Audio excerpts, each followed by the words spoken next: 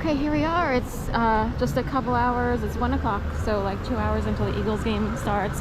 I remember the Super Bowl that they won, the 52nd Super Bowl, a little sadly. I almost want to cry as I talk about it because I was in a homeless type position. I was scared shitless. And they won the Super Bowl while I was staying in a house at 1905 Webster. It was like a sophomoric, yucky, rundown home. It's the shortest house on the block. You can go check it out. They still have the lights here and not there. So lights are on over here and they're not on over there.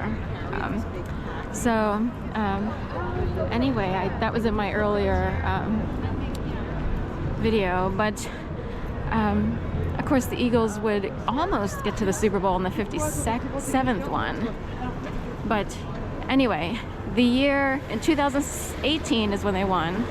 2017, my world would turn upside down again, but I think it was to help, but it looked like a bad situation. And what happened was,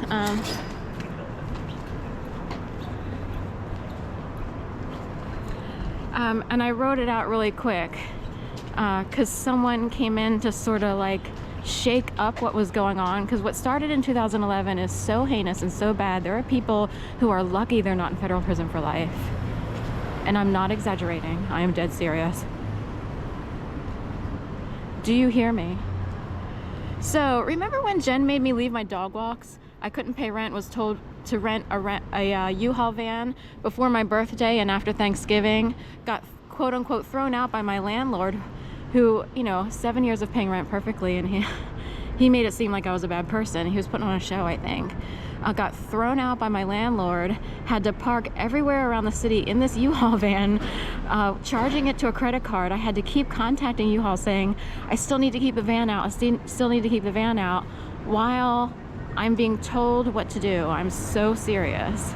There are people who can communicate above the matrix, and I was told what to do, but I was scared shitless. At the same time, it's like, this is weird, because I can't call my mom. I don't want to worry my mom. If I call my dad, the family that he married into the second time,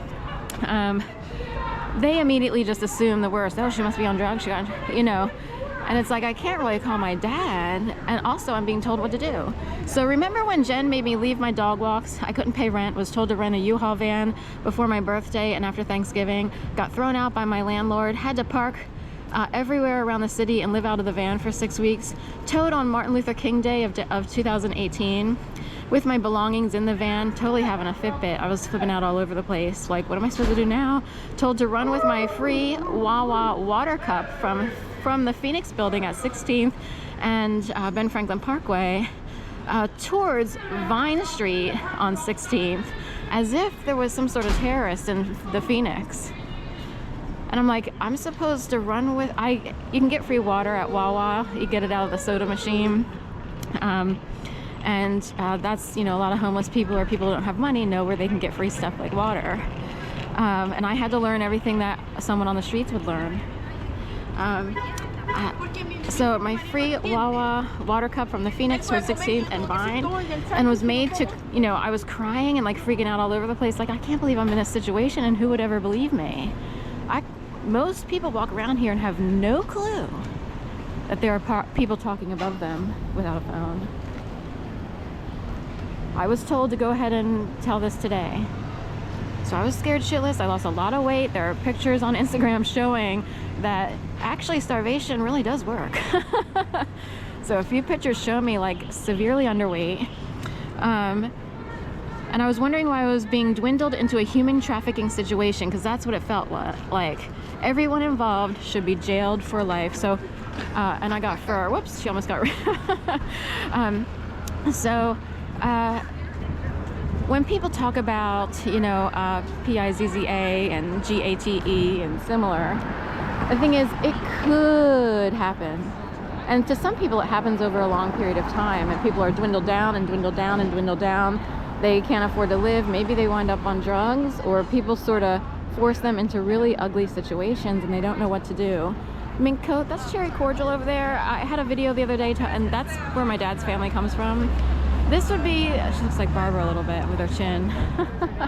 And she's trying to be not seen because she knows she got caught.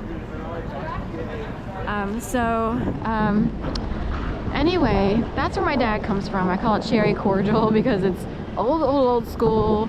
It's severe, you know. It's, you know, his mom was, you know, pretty dark and like addict of, I guess she was an alcoholic, but these days she probably would have been in Kensington. I mean, that's how I feel like it. So anyway, so whoever was listening, because people can hear, they don't listen to everyone. It's not, you know, it's sort of Santa Claus-ish. They tap into some people. Maybe your family has actually been spied on and or used in a way that people cannot imagine, because most people are normal. But in Philly, it's, you know, they think they're important here. They're between DC and New York. I beg to differ because I can't believe the behaviors I've witnessed here of people who think they're all that in a bag of chips. But anyway, who could hear what was happening to me and who got off on it? Who was sexually aroused? Who thought it was funny? Because how do they know that they weren't being watched and listened to and spied on? Because I couldn't believe it. I was like, I don't know. You're kidding. I'm supposed to do what now? What am I supposed to do? But basically what would happen during this late summer, early fall of 2017 was that someone's, you know, all of a sudden I started like, there's a whole process. And it's like, someone's actually talking to me? It's hard to explain. Like the brain has to get used to it. And I come from, you wouldn't believe this, you know what I mean? So, but all of a sudden someone's saying you will not show up to your dog walks any longer. I had two, the thing is, after the Obama administration ended and in 2017, Trump would come into office, be inaugurated in January. And basically that's when everything started in terms of like, anyway, things being told what to do kind of, but also dog walks being let go. Like I actually got really tired and I let go of one client, and then two other clients changed their plans and then they weren't regulars anymore. I would have like, on, you know, high level days I would have 14 dog walks a day. On lower level days I would have like 4 or 5, but I worked every single day. And that's that.